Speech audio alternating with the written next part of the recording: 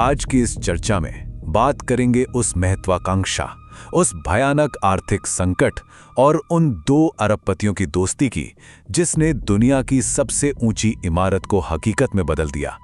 Dubai का नाम सुनते ही दिमाग में सीधे आसमान चीरती हुई उस विशाल इमारत की तस्वीर छप जाती है। लेकिन क्या यह सिर्फ ईंट और कंक्रीट का कमाल है? बिल्कुल नहीं। इसके पीछे की कहानी बहुत ही दिलचस्प है। तो कहानी की शुरुआत करते हैं उस सबसे बड़े रहस्य से जो इस पूरे प्रोजेक्ट की नींव में है। हम सब इसे बुर्ज खलीफा के नाम से जानते हैं, लेकिन क्या ये पता है कि निर्माण के दौरान और काफी समय तक इसका असली नाम बुर्ज दुबई था? आखिर ऐसा क्या हुआ कि रातों रात दुनिया की सबसे ऊंची इमारत का नाम ही बदल दिया गया? ये कोई मामूली बात नहीं थी और यहीं से इस इमारत का असली इतिहास शुरू होता है। इस नाम बदलने के पीछे की वजह जानने से पहले ये समझना जरूरी है कि ये संरचना असल में है क्या। ये कोई आम प्रोजेक्ट नहीं था। इसके विशालता का अंदाजा इसी बात से लगाया जा सकता है कि इसकी ऊंचाई पूरे 828 मीटर है। मतलब सच में इतनी ऊंचाई से नीचे देखने पर दुनिया की बाकी सारी चीजें एकदम खिलौने जैसी लगती हैं। ऐसा लगता है जैसे इमारत सीधे बादलों से बातें कर रही हो। और अगर वर्टिकल स्पेस की बात करें तो इसमें 163 मंजिलें समाई हुई हैं। 163। ये सिर्फ एक खाली टावर नहीं है, बल्कि इसके अंदर high and hotels, luxury apartments और शानदार ऑफिसेज का पूरा एक वर्टिकल शहर बसा हुआ है। लेकिन एक रेगिस्तान के बीचों बीच इतनी बड़ी संरचना खड़ी करने की जरूरत ही क्या थी? ये सिर्फ दुनिया को अपनी ताकत दिखाने या कोई रिकॉर्ड तोड़ने के लिए नहीं था। इसके पीछे एक बहुत ही सोची समझी आर्थिक रणनीति काम कर रही थी।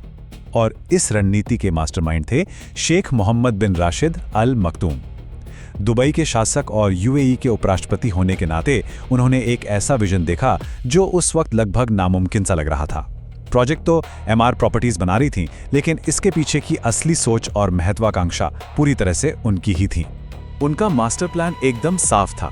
सबसे पहले दुबई की अर्थव्यवस्था को तेल पर निर्भर रहने की पुरानी आदत से बाहर निकालना था।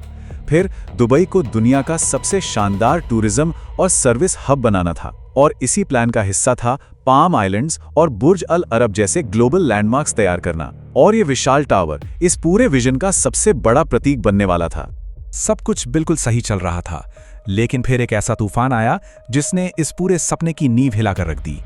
2008 से पहले निर्माण पूरे जोरों पर था और बुर्ज दुबई का सपना आकार ले रहा था। लेकिन 2008-2009 में जो ग्लोबल फाइनेंशियल क्राइसिस आया, उसने पूरी दुनिया को अपनी चपेट में ले लिया। दुबई भी इससे बच नहीं पाया और एक गहरे आर्थिक संकट में फंस गया। वो भी बिल्कुल उस वक्त जब उनका सबसे बड़ा और सबसे महत्वाकांक्षी प्रोजेक्ट बीच में लटका था। फिर 2010 में जब इसका उद्घाटन हुआ तो अचानक से इसका नाम बदल चुका था। दांव पर क्या लगा था, जरा इन आंकड़ों पर गौर कीजिए। इस प्रोजेक्ट में करीब 1.5 बिलियन डॉलर लग चुके थे, जो लगभग 5.5 बिलियन दिरहम होते हैं। और सिर्फ पैसा ही नहीं, 12,000 से ज्यादा मजदूरों की दिन रात की मेहनत इसमें लगी हुई थी। इतने बड़े निवेश को ऐसे ही डूबने नहीं दिया जा सकता था। तो ऐसे मुश्किल वक्त में जब सब कुछ खत्म होता दिख रहा था, तब एंट्री होती है एक ऐसी दोस्ती की जिसने इस पूरे प्रोजेक्ट को एक नई जिंदगी दी। यहाँ दो बड़े नेताओं की भूमिकाएं बहुत अहम हो जाती हैं। एक तरफ थे दुबई के शासक शेख मोहम्मद, जो इस विजन के रचयिता थे। लेकिन जब उनका ये सपना आर्थिक संकट में डूबने लगा तो दूसरी तरफ अबू धाबी के शासक और यूएई के तत्कालीन राष्ट्रपति शेख खलीफा बिन जायद अल नहयान एक तारणहार बनकर सामने आए। उन्होंने संघीय सरकार के जरिए अरबों डॉलर की मदद देकर दुबई की लड़खड़ाती अर्थव्यवस्था को सहारा दिया।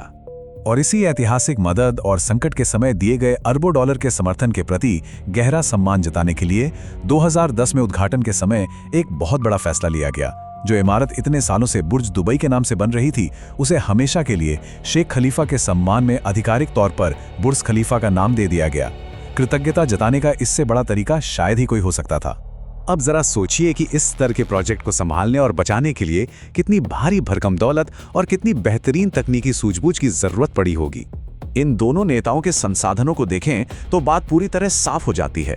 शेख खलीफा की अनुमानित कुल संपत्ति ही लगभग 18 बिलियन डॉलर थी।